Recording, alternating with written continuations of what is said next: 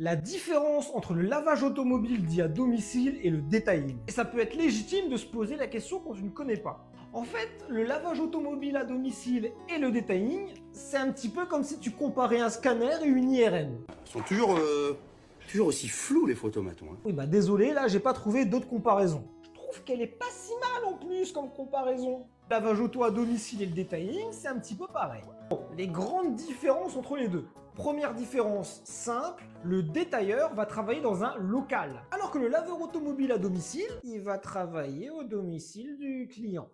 La deuxième différence, le laveur automobile va nettoyer en profondeur le véhicule, alors que le détailleur va sublimer le véhicule. Et je sais que mes amis détailleurs vont être contents de cette vidéo. Parce que lui, son rôle dans un premier temps, ça va pas être simplement de laver le black piano ou le plastique. Lui, son rôle, il est simple. Le véhicule doit avoir l'air de sortir de concession. Tu l'achètes ou quoi?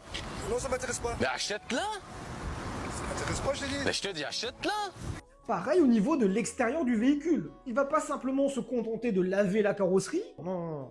Lui, il va polisser le véhicule. Il va pas polisser simplement une portière. Il va polisser tout le véhicule. Carrosserie, vitres, black piano, carbone, pot d'échappement, toutes les matières possibles et imaginables, toutes les surfaces possibles et imaginables, tout va y passer. Donc comme tu comprends, on va donc utiliser des produits et des marques qu'en lavage automobile on n'utilise pas. Et c'est aussi pour ça qu'il lui faut un local. Parce que si le client demande une cire sur sa carrosserie, il faut savoir que la cire a un temps de séchage de 24 heures, avec un taux d'humidité bien précis, une chaleur bien précise aussi à ne pas dépasser. Ah bah tu vas pas faire ça dans le jardin de ton voisin là, hein, c'est sûr. Hein. Le flux de voitures va être moins important, mais les prix vont être plus importants. Ah bah eux, un lavage à 80 €, ils connaissent pas. Hein. Si tu vas voir ton détailleur avec 80 € pour faire un detailing, il va te parler dans un dialecte inconnu. And you wait for that the people, the world will act for you. Non, pour te donner une fourchette de prix, il faut plus compter 300-400 € minimum. J'ai dit minimum, jusqu'à 1000-2000 € et même jusqu'à l'infini et l'au-delà. Ouais, je cite des grands poètes parfois. Tu te doutes aussi qu'ils vont avoir une typologie de clients différente.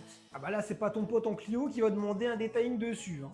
Sauf si on est par exemple sur une voiture de présentation ou de collection. Parce qu'en différence du lavage automobile à domicile, on va faire du particulier. Lui, il va plutôt s'attaquer aux collectionneurs et aux voitures très premium. Ah bah normalement, tu sais, les Ferrari et Lamborghini, toi tu les vois pas. Hein. Oh putain!